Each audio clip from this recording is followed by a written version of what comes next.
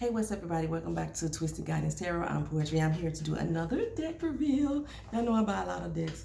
I have the Everyday Witch Tarot that I haven't did an unboxing for yet, even though I have opened it. Because I'm still waiting on the Everyday Oracle, Witch Oracle to come. And they're supposed to come together, and something happened with parts, and nobody messed up an order. But I ordered me some decks just for the Halloween season. And I have so many people asking me, am I going to do, can they schedule a reading with me? Even though I said I wasn't doing any personal readings. But I think I might have to start. So I wanted to get me like a Halloween deck. And I got the Halloween Oracle. And when I saw these online, I was super drawn to them. But now that I'm looking at the deck, I was like, these don't look like the same cards. But I know they are, just because of the way the box is designed. This is Oracle deck is by Stacy DeMarco. And like I said, it's just Halloween centered. It's not really creepy ghosts and goals. But this is the little guidebook that I probably would never use. I don't know, however, I do. I like the poems. Each little thingamajigama has a poem attached to it, or a rhyme, or they say a spell. But then they have like different things in here that I don't do. We have a little story about trick or treat, truth or dare, a little about the scariest night of the year, a little story about that. I love that. And then how to use this deck, the single card divination. Like I say, I don't normally do any of that stuff. How to do some certain spreads. I never really did spreads with oracle cards. How to dedicate your cards. I don't do dedicating at all. I don't bless my decks. I don't put them up on the altar. I don't cleanse them. I don't do none of that stuff. The cards to me, okay? But it's kind of amazing that I do smudge my house, and the little cleansing thing here is similar to the smudging prayer that I do. It says burn some bay leaves, some sage, or some frankincense. And when you smudge, when I smudge, I burn sage. Yeah, so like with the ancestor card, the first thing it says, I walk in their footsteps, the wisdom inside me remains. I am unique, yet carry a legacy, their blood runs in my veins. And with the apple, the sweetest icon, risky red desire, poison and freedom, tempting hearts of fire. So, you know, that's cute. I probably never open that book again, because when I look at cards, I look at them for my own meaning for the most part. So I'm gonna just go through a little flip through of the yay cards here. So we have the ancestor card.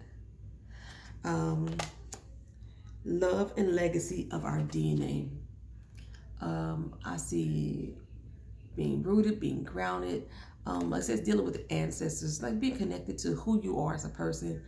The thing is, like with what I found with this card, people who don't know their lineage, this is be a card that I will have to see what's inside of them, like the tree, to see what they all entail or what they're all about. The apple card is next. Risk and reward. I don't know why my camera's not focusing. Risk and reward for the apple. I see this as forbidden fruit. Apple a day keeps the doctor away. So you do have some type of risk and reward. We used to buy for apples when we were little at the Halloween parties, but we can't buy for apples no more because everybody got disease and gingivitis and periodontitis in their mouth and stuff right now. And yeah, so it's kind of unhealthy to buy for apples. So there's risk and reward when it comes to apples. Like I say, apple a day keeps the doctor away, but you can find a worm in your apple too.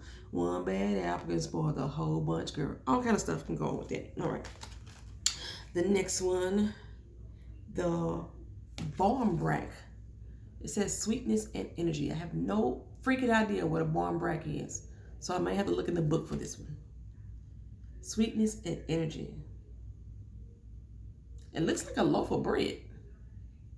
Is that pumpkin bread? I don't know about sweetness. I don't know. We'll see. The black cat. Fortune meets opportunity. The black cat is also a symbol of bad luck for some people. Don't let a black cat pass your path. You know, but then there's people like me who love black cats. They're just so divine looking. It's beautiful.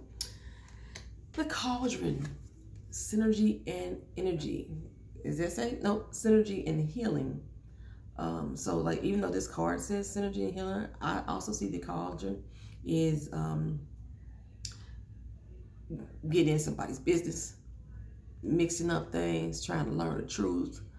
So it's more just about synergy and healing for me. Like I say, I read my own intuition into the cards depending on whatever else I see. Because if you look at just the typical witches, they be mixing potions and everything in there. They trying to see clarity. They, a lot of things go on in a cauldron. The dawn, the light after the darkness. The sun will come out tomorrow. Bet your bottom dollar that's tomorrow. Yeah. Death. The eternal cycle begins here. Spiritual awakening. Transformation. Death is always about transformation, reincarnation of your thought, your mind, body, and your soul. It's not always about death, but it could be. Forgiveness, reducing the burden.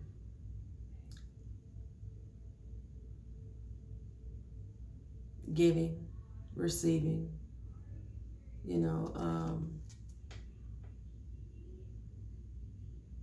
if this was an olive branch instead of the flower, I could see the forgiveness more extended. The ghost, they have the ghost about regret, which I don't totally feel all that. I don't feel there's regret with the ghost. Ghosts can come around for a lot of reasons for me. So I don't necessarily always feel regret, but they want us to feel regret with the ghost. The passing on, a spiritualness, an enlightenment, moving on to a higher plane.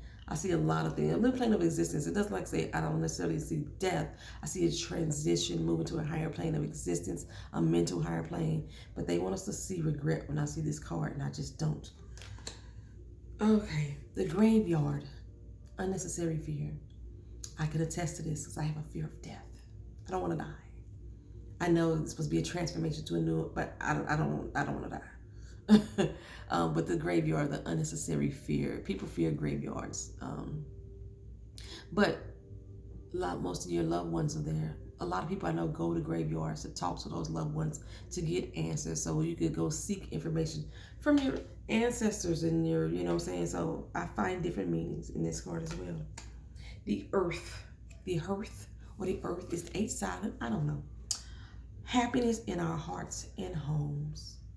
With that doggone gargoyle above the earth, I don't see happiness here. But I do see warmth and passion, rekindling of things going on here. I do see that. But that damn gargoyle is creepy as a motherfucker. Oh, it has that bird, that brambrack breed right there too. Invisibility. I do love this card. Invisibility. Authenticity is what they are asserting. They are putting with this. I couldn't even say the word I want to say because I don't know what the hell I was going to say. Authenticity with invisibility. I don't connect the two for myself. But yeah. The jack-o'-lantern for protection. I see the jack-o'-lantern as some scary shit. Oh, what are we scaring away? The demons and the ghouls and the monsters. That's what the jack-o'-lantern is for. The jack-o'-lantern itself is scary as fuck to me. It's like a fucking scarecrow. I can't stand scarecrows. They there to scare the crows. And the jack-o'-lantern, I don't see protection other than that there's a light inside. And I may read this as there's a light inside of you. The person may be an ugly person or evil person, but there's goodness inside them. There's a light inside of them that needs to come through. Something else I may see in that card. Joy. Rejoicing in the present. Don't see how this has to do with Halloween at all. What is she supposed to be? Supposed to be a witch or something? Autumn colors. I don't see what the fuck this got to do with Halloween in this Halloween oracle. But she's supposed to represent joy. I know her hands are lifted to the sky. Her face does not at all look joyful. What is joyful about her face? She looks sad. She looked like, who the hell woke me up this damn early? I don't see joy in her, but we're gonna work with it. The Lady de los Muertos. Lady of Death. Ain't that de los Muertos? Ain't that death? Acceptance and equality is what they got for her. Okay. The lamp is remembrance. Usually people put lamps in the windows to honor forgotten ones, people who have lost their way, can't find their way back home. They put a lamp in the window. So I can see where remembrance comes into play there. But that's creepy ass jack-o'-lantern in the background on her. Just gives me a whole nother vibe. Midnight, the most magical hour of all, is what they say this card is about. I see it has nothing to do with Halloween to me. I guess the chick just wanted to put her face on it because it looked like the same chick that was on Joy, and she don't look. What the fuck they got to do with Halloween? Okay, that's anyway the most magical hour of them all. Think about Cinderella. That's when everything went back to the way it was. You know, she all her little fantasies and her pumpkin that disappeared, and the 3 blind mice that turned back into the regular old rats, whatever. The coach, you know what I'm saying? Y'all know Cinderella. The most magical hour, I guess that's the witching hour. The witching hour 12. The Mummy, dealing with change.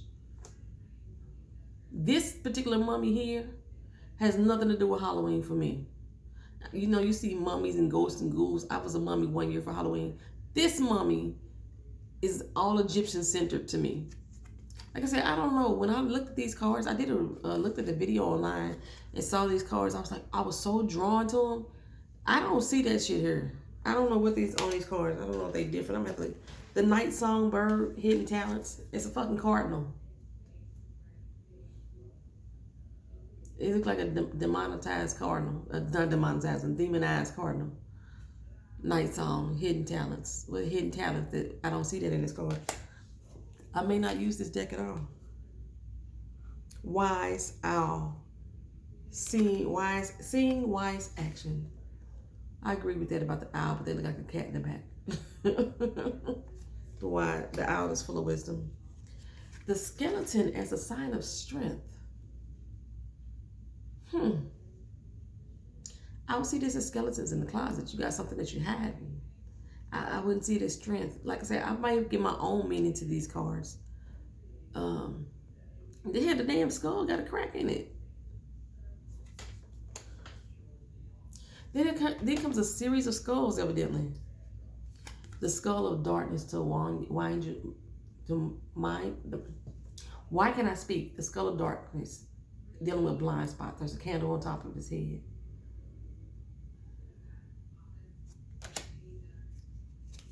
The skull of flowers, creating through the ashes. The skull of light, illumination. Y'all see my face? The skull of stars. Now, on the skull of light card, I was finna say that looked like the moon behind it. Then we got the skull of stars. What the fuck really is the difference other than that?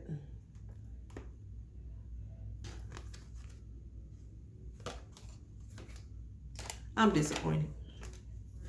The spider, community and web weaving. Trick or treat, smell my feet, give me something good to eat. Mischief and play. I like that. Trick or treat. Scrying. Intuition. This is not a scrying thing right here. This is a freaking crystal ball. Is there a scry on here at all? A crystal ball, some candles, a bone, some crystals. But the crystal is not, they not scrying with this crystal. You can barely even tell it's crystals down here. I don't see how this is scrying. Eternal love. I do love this one. They've been together. They going through it all. They to the grave what they love. What does the card say? Love is love is love. Y'all, another fucking skull with a goddamn pomegranate. The underworld, where all things pause and begin again. You know, the pomegranate is supposed to have been the fruit of Adam and Eve instead of the apple. Also, the tomato. They got so many different myths out there about what was the actual fruit that the Adam and Eve ate. Vampire. Yeah, this artist wanted to use this same girl in these cards. It's the same chick in all these cards, and I'm not too fond of her faceless expressions. She's an emotion. She has a resting bitch face that I am not fond of at all. Showing emotional intelligence. What the fuck does that have to do with this card? Emotional intelligence with the vampire?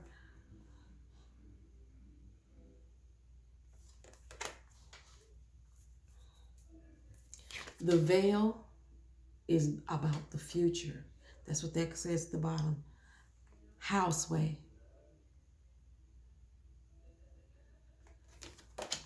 I am very disappointed in these cards. The werewolf. Exploring wildness is the werewolf. I can see how that relates, but yeah.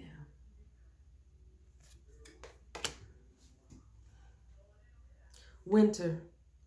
The sacredness of pausing.